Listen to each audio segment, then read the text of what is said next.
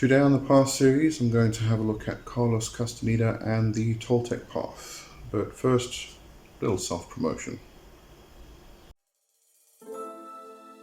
The Reality of Things is an exploration into the mind of a magician and witch. Lee Red Oak Johnson examines many of the things that make up the occult paths of magic and witchcraft. This book is mostly aimed at the beginner, but does not exclude the seasoned practitioner. What you will find are topics such as the power that flows through the land and body, the concept of weird studies of the pentagram and hexagram, circle casting from various paths, info on topics such as energetic entities, fairy and the fetch, and practical instructions on altar creation. All in all, this book will create a sound foundation for any practitioner of the arts. Get your copy today from leewjohnson.com. So, Carlos Castaneda, a controversial and enigmatic figure, introduced the world to the Toltec path through a series of books that blend anthropology, mysticism, and personal experience. Castaneda's work started with the teachings of Don Juan, a Yaqui way of knowledge, providing a unique perspective on the ancient Toltec wisdom, presenting it as very much a shamanic path of personal transformation and heightened awareness. In this video, we will delve into Carlos Castaneda's interpretation of the Toltec path, examining key concepts, practices, and controversies that surround his teachings. So at the heart of Carlos Castaneda's Toltec journey is his encounters with the mysterious and enigmatic figure of Don Juan Matus, a Yaqui Indian. Don Juan became Castaneda's mentor and guide, introducing him to the mystical realms of the Toltec path. Don Juan's teachings, as relayed through Castaneda's books, form the basis of the modern understanding of the Toltec tradition. So let's have a look at some core concepts within the Toltec teachings. So firstly, the mastery of awareness, which is central to Castaneda's interpretation of the Toltec path. Don Juan emphasizes that true knowledge and transformation come through heightened awareness and the ability to perceive the world beyond ordinary perception. This involves breaking the routines of everyday life, silencing the internal dialogue, and expanding one's consciousness to embrace the unknown. Number 2 on the list would be the not doing and the art of stalking. So in Castaneda's writings, Don Juan introduces the concept of not doing as a way to access deeper states of awareness. Not doing involves a deliberate shift in perception and action, allowing the practitioner to transcend the limitations of the ego. The art of stalking is another key element, emphasizing the strategic and intentional navigation of one's energy and intent in the pursuit of personal power. Then we have recapitulation, which is the transformative practice recommended by Don Juan for those on the Toltec path. It involves systematically revisiting and reliving past experiences, releasing the emotional attachments tied to them, and reclaiming the energy invested in those experiences. The recapitulation is a powerful tool for healing and gaining energy, contributing to the process of personal transformation. And then we have probably one of the most important parts, dreaming and the art of dreaming. So dreaming plays a significant role in Toltec teachings. Don Juan teaches that the dream state is as real as waking life and is a realm where profound insights and transformations can occur. The art of dreaming involves conscious navigation of the dream state, learning to control dreams, and using dreaming as a tool of gaining knowledge and personal power. Now, there were some controversies and criticisms regarding Carlos Castaneda's work. Critics question his authenticity of his accounts, suggesting that they may have a blend of fact and fiction. Castaneda's portrayal of Don Juan Matus as a real person and the anthropological accuracy of his descriptions have been particularly scrutinized. Additionally, some argue that the teachings, while intriguing, lack a clear and systematic framework. The esoteric nature of the practices, the emphasis on personal experiences, and the narrative style of Castaneda's books contribute to a lack of clarity for those seeking a structured and accessible path. However, the proof is in the pudding, as they say. So even if Castaneda made the whole thing up, it definitely works.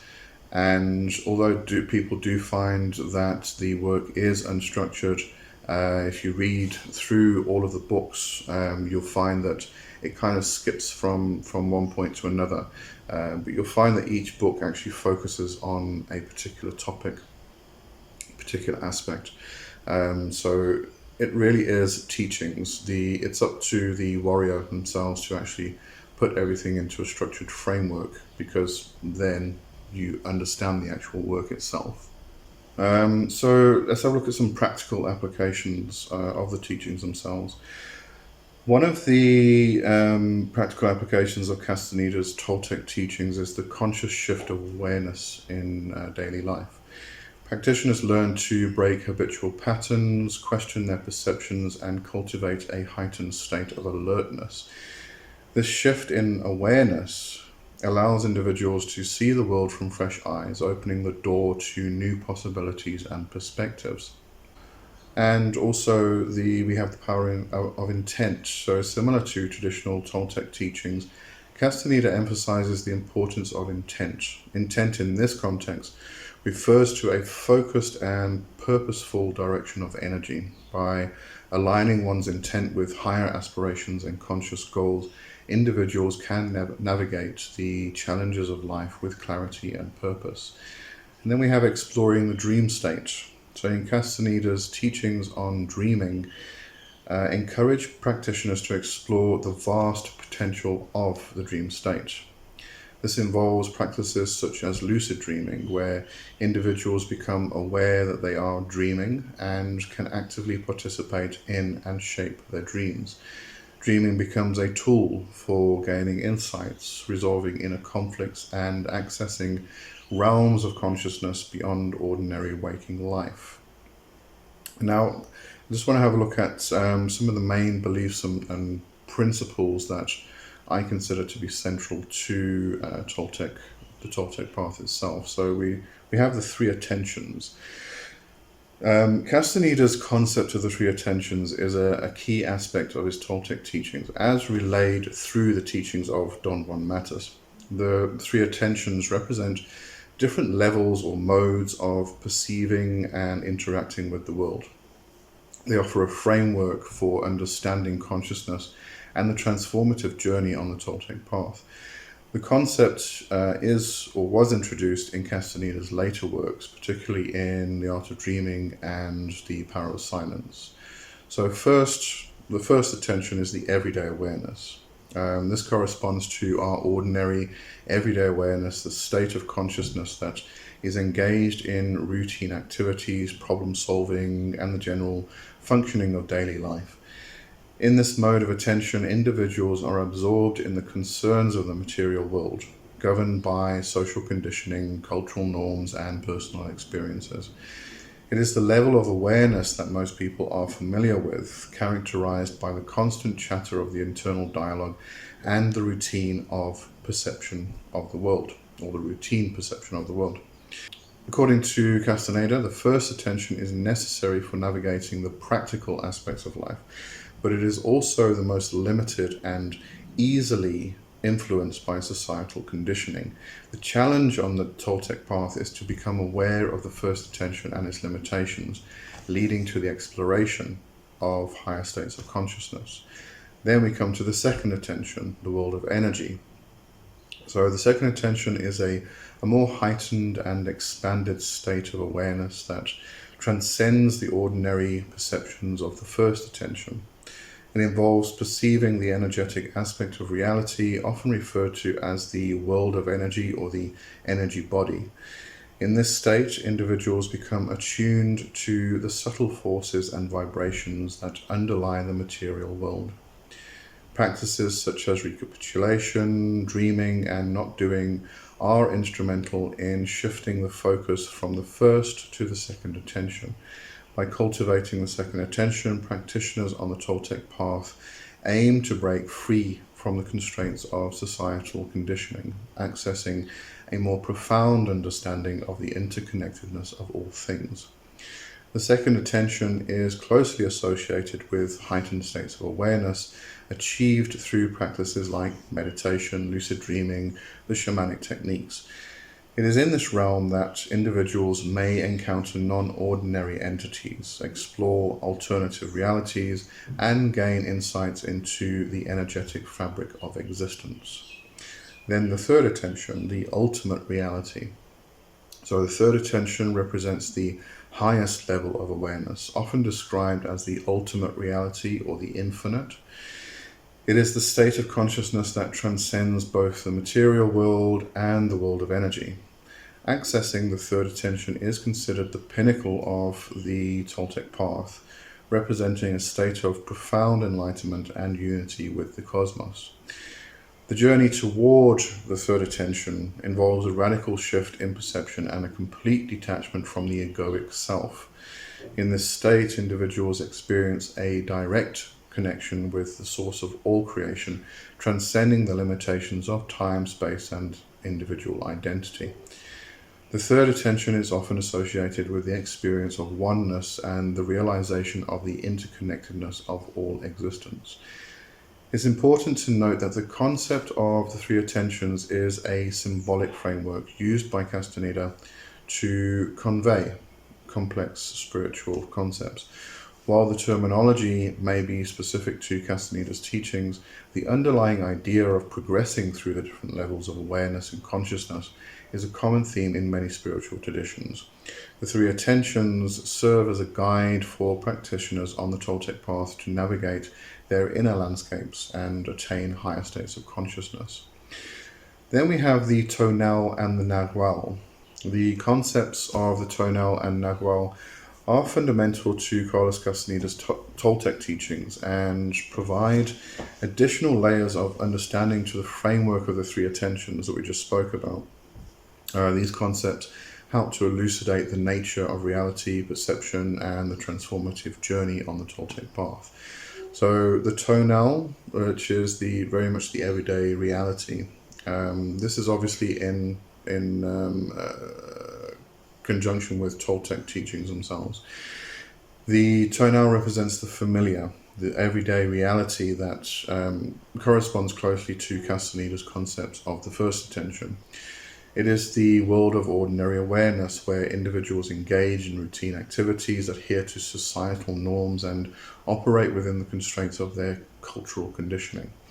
The tonal is the sum total of an individual's beliefs, perceptions, and experiences, forming a structured and predictable reality. In the context of the three attentions, the tonal aligns with the first attention, as it represents the everyday consciousness that is necessary for functioning in the material world.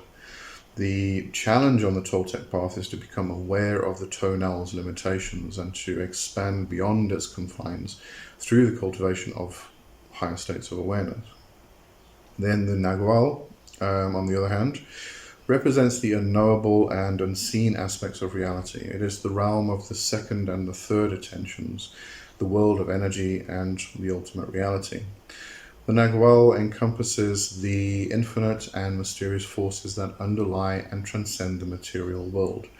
Unlike the tonal, the Nagual is beyond the reach of ordinary perception and is often associated with the mystical, the energetic, and the transcendent. In the context of the three attentions, the Nagual aligns with the second and third attentions as it represents the expanded states of consciousness beyond the ordinary. Practices such as dreaming, recapitulation, and the pursuit of the third attention involve delving into the Nagual, accessing hidden dimensions of reality and transcending the limitations of the tonal. Now, we also have the integration of tonal and Nagual, which is the path of transformation. So the transformative journey on the Toltec path involves the integration. Rather than viewing them as separate and opposing forces, practitioners strive to harmonize these aspects of reality.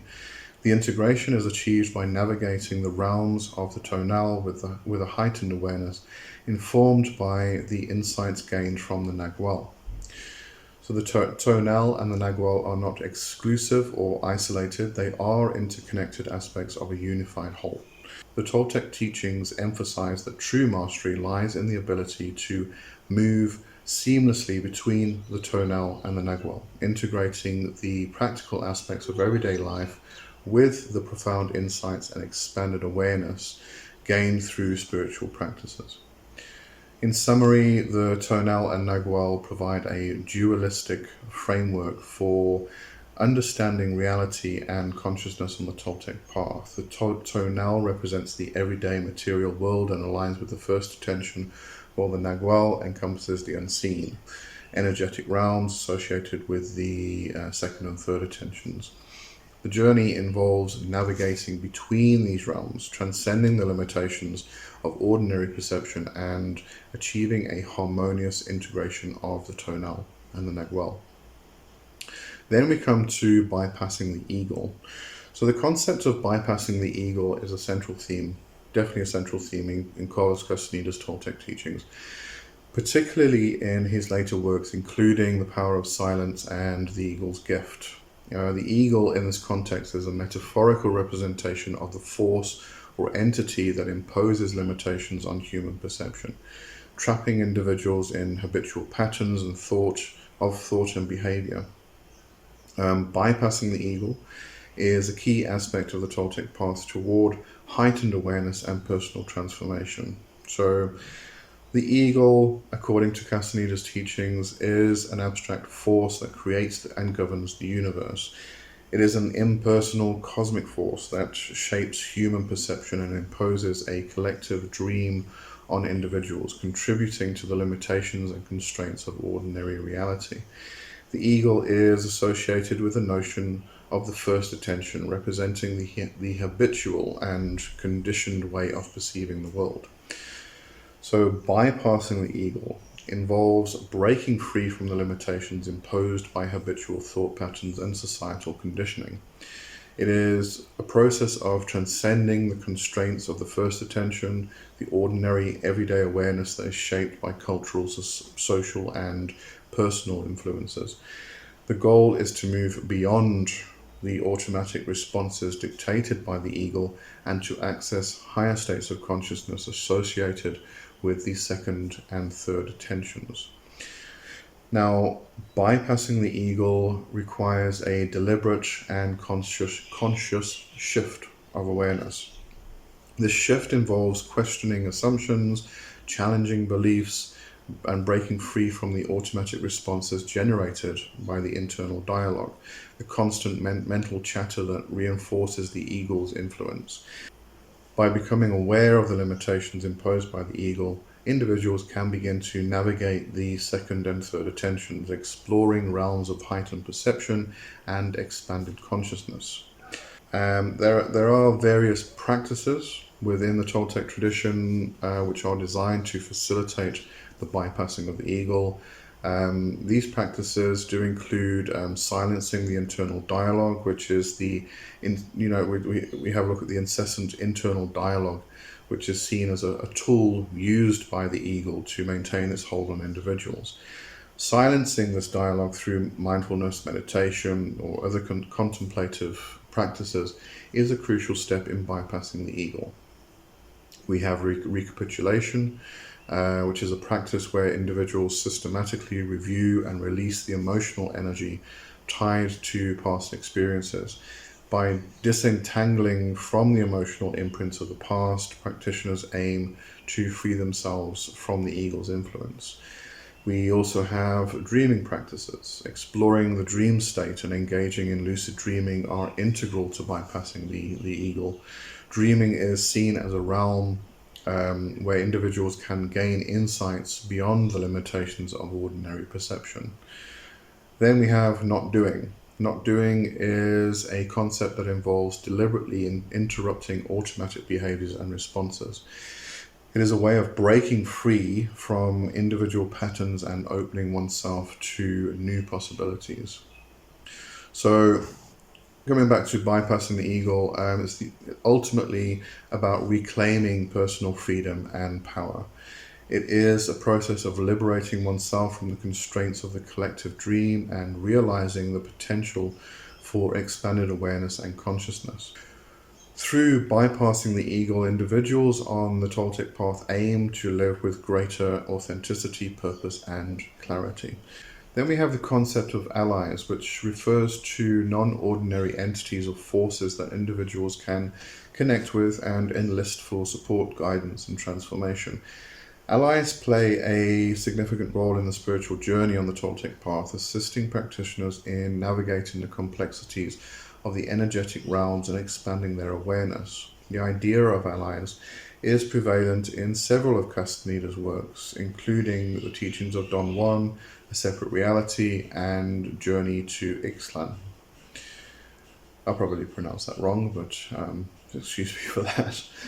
So, some of the key concepts of allies. Allies are considered to be non-ordinary entities or forces that exist in realms beyond everyday perception. These entities can take various forms, including animals, spirits, or energy configurations. They are often seen as beings with unique powers or knowledge that can be harnessed for personal spiritual growth. Regarding connecting with allies, Castaneda describes specific techniques and practices for connecting with them. One common method is through the use of hallucinogenic plants, such as peyote or mushrooms, which are believed to facilitate a shift in perception and enable individuals to perceive non-ordinary entities. Dreaming practices and entering altered states of consciousness also play a role in establishing contact with these allies. The types of allies, they can be categorized into different types based on their attributes and functions. Some allies are seen as protectors, providing guidance and safeguarding practitioners in their spiritual journeys. Others may offer insights into healing, energy work, or the interpretation of signs and omens. The nature of the ally often depends on the individual's needs, intentions, and the specific practices undertaken. Establishing a relationship with an ally involves mutual respect and reciprocity. Practitioners are encouraged to approach allies with humility, reverence, and a clear intention. In return, allies may offer assistance, guidance, or share their knowledge with the practitioner. These relationships are dynamic and can evolve over time as the practitioner deepens their understanding and mastery.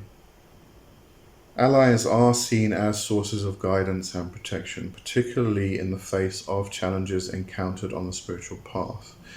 They may provide insights into the nature of reality, offer solutions to problems, or act as guardians in the energetic realms.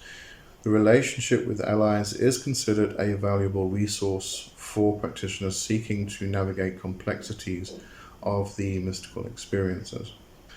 While allies can offer valuable support, Castaneda emphasizes the importance of discernment and personal responsibility. I think we kind of see this through all the discussions on this channel regarding all spirits and all paths. This is very similar. Practitioners are encouraged to approach ally relationships with a clear sense of purpose and to exercise caution in their interactions. The intent is to foster a balance and conscious engagement with allies, avoid dependency or manipulation.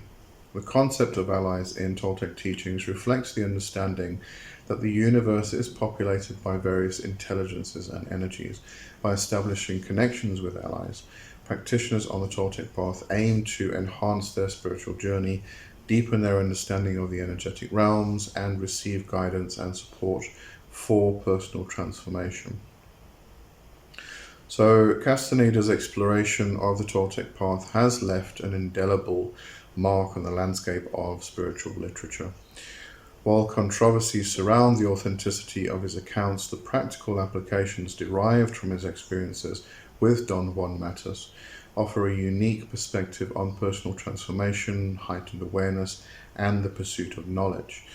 Whether regarded as a literal account or a symbolic journey, Castaneda's Toltec teachings continue to inspire seekers to question their reality, expand their awareness, and embark on a journey of self-discovery. Alright, so I'm going to give you some book suggestions. This is actually more author suggestions, so I'm going to do my usual Amazon link. So these are affiliate links that you can go and purchase, and I get a little commission, which I then use to buy more books to review. So it's really appreciated if you actually do follow those links and purchase from them. So I'm going to link to Castaneda himself, all the various books. You can read the books in a random order. But there is an order of publication which is given on other sites. You'll find that some people may give suggestion of which books to read in which order for particular subjects and topics and concepts. But I'm going to link to all of Castaneda's books. Another great author is Ken Eaglefeather. And also Victor Sanchez. So I'm not going to link to specific books. There are some really good books, but all of their books are good to read regarding Toltec Path. So I'm going to link to both of those authors. Then another excellent book is by Tasha Abelard, The Sorcerer's Crossing. Now Tasha Abelard was one of Castaneda's warrior party, one of the members. So it really is a brilliant book to read, and it's actually an interesting read because it's all about her experience with the Abelards, which are another family of warriors on the Toltec Path itself, and how she was taught. And when you read Castaneda's accounts of all the practices, like recapitulation, tensegrity or the magical passes, all of those types of practices, and compare them to how Tasha Abelard was taught before she even was aware of Carlos Castaneda. So this was a different family of warriors, or a different party of warriors than the one that Castaneda was involved in. And then later on, right at the end of the book, she gets taken through a vision and she sees Castaneda, and she's told that this is the person that she will meet and create their own party together. So it's a really interesting read to compare that with Castaneda's works itself. Then a couple others. There's Marilyn Tunishend, who wrote 2 books, as far as I know, only 2 books on the topic. It does depart slightly from, it is about teachings from Don Juan Matus himself, who taught Marilyn, but it feels slightly different to the other works, but they are great books to read. And also there's Don Miguel Ruiz, who also writes from a Toltec Path perspective, but not as specifically from that of Carlos Castaneda and Don Juan Matus, different teachers and things like that. So if I remember correctly, it was Victor Sanchez also who went down a slightly different route, different teachers. But when you start comparing all of these things, if we have a look at the controversies behind Castaneda himself, being labeled as a fraud, and creating the whole persona of Don Juan Matus, just to create something, write books of fiction, they've been called, just to make money and sell books. And then you compare that to people like Victor Sanchez, Tasha Abelard, all coming from different teachers, but all having similar teachings. You kind of have to question whether the detractors of the works actually knew what they were talking about. So very interesting stuff. Toltec Warrior Path for me has been one of the cornerstones of my development right through many years, and it does continue to add to my own personal worldview, my own personal path and practices. So definitely wanted to talk about this one. So go and have a look at some of the books. Fascinating stuff, fascinating read. Just bear in mind that there's a lot of terminology and concepts which, like, for instance, the allies, they are called allies. We may call them fae, or nature spirits or something like that, familiars, etc., etc. It's just terminology is different, but once you get to understand the concepts and the terms, you can start to see the synchronicities with other traditions.